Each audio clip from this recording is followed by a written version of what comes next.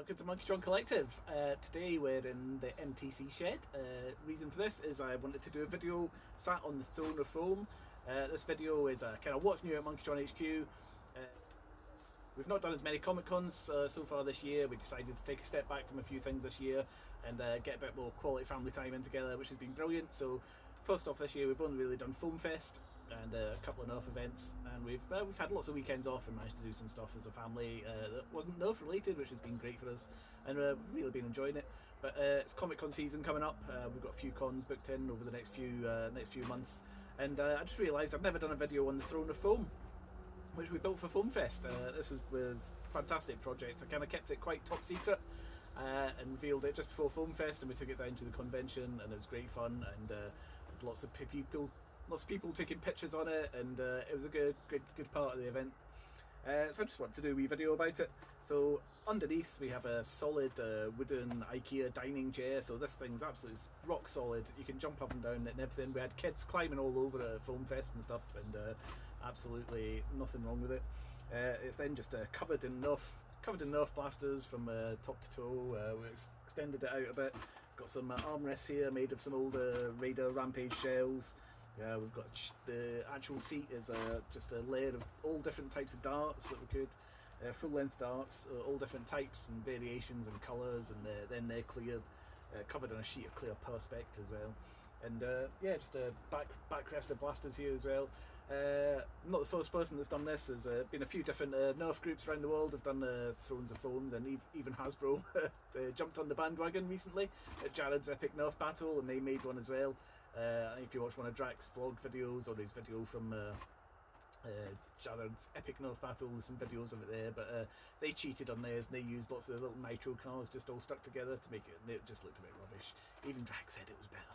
This one was better. But yeah, so it was good fun. We're going to be taking this to a few Comic Cons with us as well. We'll have the target range and the throne and all the stalls as well. But as I say, we've got a few Comic Cons booked coming up, and so we've been busy in the workshop doing a few blasters. Just want to do a quick overview video of everything. Not time to do individual videos and everything that we've made, so just thought I'd run through a few of the blasters we've done. So first up, we've got these two crosscuts, zombie strike crosscuts. These are the first kind of steampunky, post-apocalyptic type paint jobs I've done on zombie strike blasters, to be fair. These blasters are totally teed up for these kind of paint jobs. Really good. Lots of detail, lots of little tools and everything that they're made from, and the kind of janky aesthetic of them make for these really good paint jobs. So we just kind of went kind of steampunkish on this. So it's kind of metallic, brass, coppery base, some gold and silver highlights, and then we painted the foam disc as well. Foam disc we used a special flexible spray paint on, which I used for the first time, which bought for some cosplay projects. So I've just given it a test out in these. It's really good. Much more flexible than normal spray paint on kind of things that bend and warp a little, which was really good. So left some orange stuff on there as well. These are really good blasters out of the box. Nice, quite powerful, and the little sword editions are good fun. These paint jobs were really heavily inspired by guys work I really like. He's Decepticreeper Customs over on Instagram.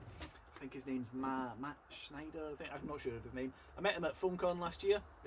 Nice guy, and I really massive fan of his work on Instagram. You should check him out, Decepticreeper Customs on Instagram. He does loads of these kind of styles of paint jobs. They're not really steampunk or post-apocalyptic, but kind of in that style. But his use of colours, and he uses really subtle muted colours on them and stuff, which really stands them out and makes them a bit different. I'm a massive fan of his work, and these paint jobs were kind of heavily inspired by his work. I finished these off with little leather wraps as well. I thought the red wrap was too bright, and I thought the brown wrap was too dull, so I did a kind of two-tone wrap on these. Yeah, and it just gives the handle a nice bit of grip and everything as well. So we're going to have these at the next Comic Con with us. Our next Comic Con is incidentally on the 4th of May, which is Star Wars Day. May the 4th be with you. And it's up in East Kilbride, just outside Glasgow. So I had to get some Star Wars blasters done since it was Star Wars Day. So we've got a few Han Solo DL44 blasters. And these are the Nerf dart fighting versions, not the water pistol prop versions that we sometimes do. So I've got a few of these done. So we've got a nice wood effect on the handles, kind of black and weathered base, and then a coppery brassy on the kind of sights with a silver weathering on the barrel as well. So these are, we've done tons of these. If you follow us on Instagram and Facebook, you'll see we do lots and lots of DL44 blasters. It's a bit of a speciality of ours. I've maybe done 40 of these blasters over the last couple of years. They go really well at the Comic Cons. The cosplayers seem to love them, and these are all still fully functional. Left the triggers orange because I really like to get the paint job on the barrel for these, so there's no orange tip on them, so excuse me. Leave the orange trigger on there, and obviously the breech. Don't like painting the breech because it's back and forwards inside, and it's quite important bit there, so that's nice and blue as well. And just the little bit on the tack rail left that orange, so there is a bit of orange on them. But yeah, they're nice. It's mainly used for cosplayers and stuff as well, so they're nice and safe anyway. And also we've got a new batch of Judge Dredd blasters on the go as well. The kind of 2012 Judge Dredd blasters. So I've got a batch of these on the go. I've done a load of these in the past as well. These have the custom vinyl decals on them, which I purchased off one of a fellow Judge Dredd member, costume group member, who sells the custom vinyls. They had a really good touch to these blasters as well. And this is the Busby Tech 8. Looks just like, looks fairly close to the the 2012 Judge Dredd blaster, the Carl Urban movie. So one of these was a special commission for a good friend of ours, Dario at DNA Toys. He's putting together a Judge Dredd costume, so he was after a blaster, so we said we'll sort him out with one. So that's why this one has got no orange on it whatsoever, so the tip's painted, the trigger's painted. This is going to be for his costume. If you look, we've got a special decal in there for him that says DNA check, because he runs DNA Toys, so I thought that was quite cool. And then I've got a few more of these ones, just the more standard ones with the orange left on them, so I've got the orange tips and triggers. And again, these are all fully functional. The Busby Tech 8s are brilliant blasters out of the box, really good fun as well. Pardon me. Next up, I have a little personal project that I've been working on.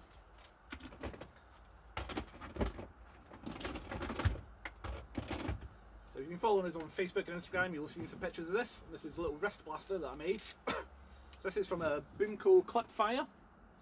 So there's a handle on this, so we've minimised it and taken the handle off. We've taken out the Boomco barrel and replaced that with a brass barrel that will fit Nerf darts. This strap here was taken off some gloves for a cosplay that I got ages ago and didn't really use.